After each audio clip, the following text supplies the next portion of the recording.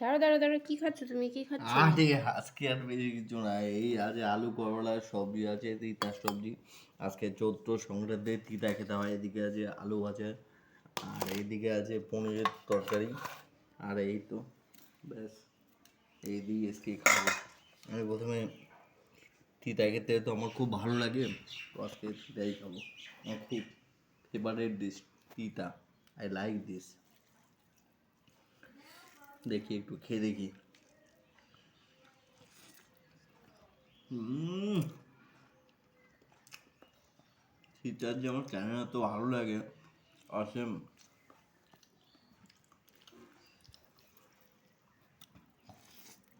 হুম,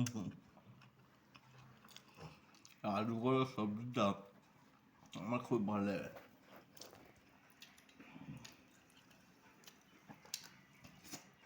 হুম।